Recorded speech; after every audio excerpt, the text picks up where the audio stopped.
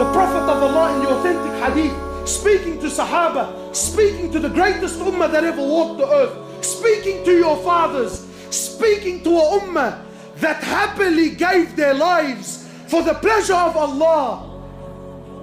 People who did the utmost, the biggest sacrifices, and they deemed themselves as the most insignificant people. Today you do nothing and you think you're up there. They did everything and they thought that they were down there.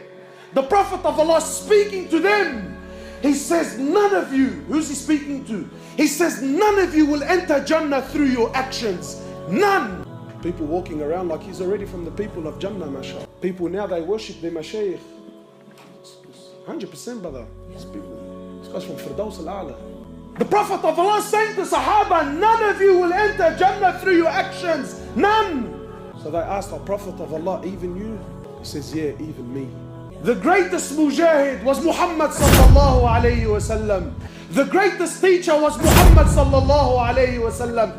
The greatest father was Muhammad sallallahu alayhi wasallam. The greatest husband was Muhammad sallallahu alayhi wasallam. The greatest mercy to humanity was Muhammad sallallahu alayhi wasallam. The greatest abid to ever worship Allah Azza wa Jal was Muhammad sallallahu alayhi wasallam. The greatest messenger to ever walk the earth was Muhammad sallallahu alayhi wasallam. The greatest prophet to ever receive revelation was Muhammad sallallahu alayhi wasallam. The greatest creation that Allah ever created was Muhammad sallallahu alayhi wasallam.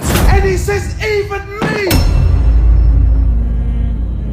Except and only if Allah Azza wa Jal was to show mercy upon me. People walking around like there's something. Prophet of Allah tells us of a man who worshipped Allah for 500 years. 500 years he worshipped Allah. And then when he stood before Allah, Allah subhanahu wa ta'ala, more or less, he tells the angels, take him and enter him into the paradise through my mercy. So the man says, whoa, whoa, whoa, whoa. Oh Allah. And more or less he says, oh Allah, well I appreciate the offer. I couldn't help but hear that you said you want me to enter through your mercy. Oh Allah, I don't want to enter through your mercy.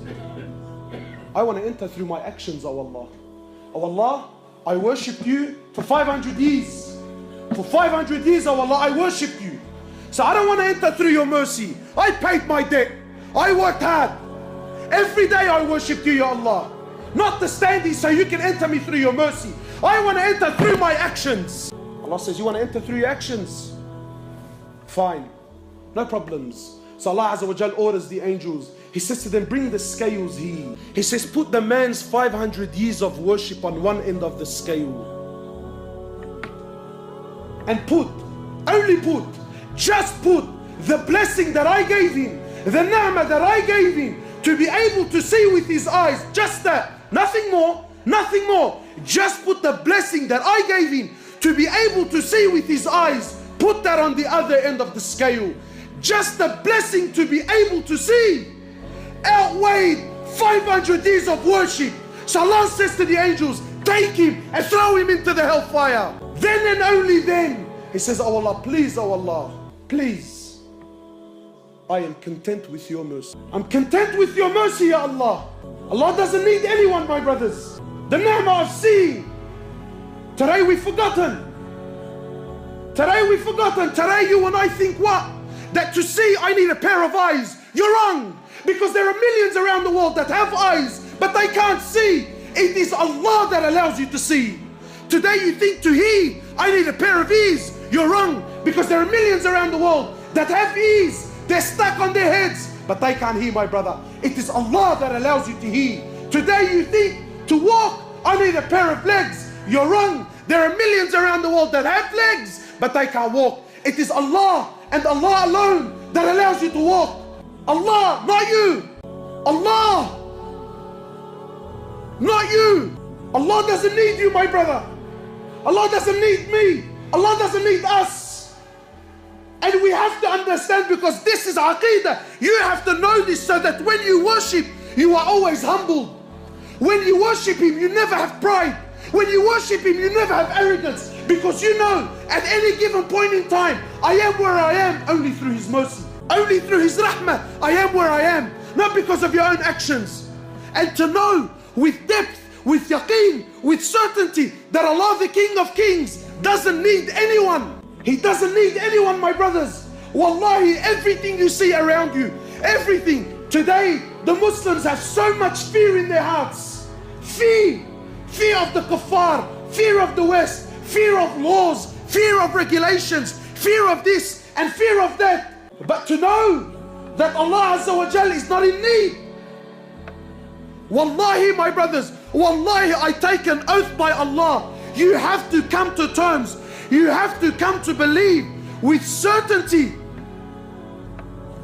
that every single human being, whoever lived, whoever's living, and whoever is to come and live on this earth, wallahi, every single human being, every single jinn, every single animal that walks on this earth, every single bird that takes the flight in the sky, every single fish that swims in the oceans of Allah Azza wa Jal, wallahi, every single land, every single country, wallahi, with all their governments and all their military force and all their might and all their science and all their money and all their know-how, all with the exception of none, every country, every tree, every grain of sand, every mountain, every river, every ocean, wallahi, every star, every sun, every moon, every single planet, every single angel, the billions and billions and billions of angels, all of them, with the exception of none, Mikael, Jibrail, Israfil, all, the first heaven, the second heaven, the third heaven, the fourth heaven, the fifth heaven, the sixth heaven, the seventh heaven, the ocean above it, the eight that carry the throne of Allah, the arsh of Allah, all are dead. All are dead.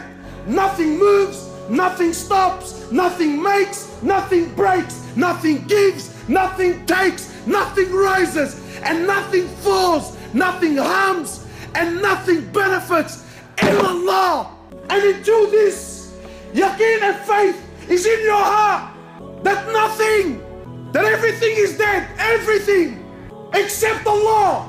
Allah doesn't need anything, anyone.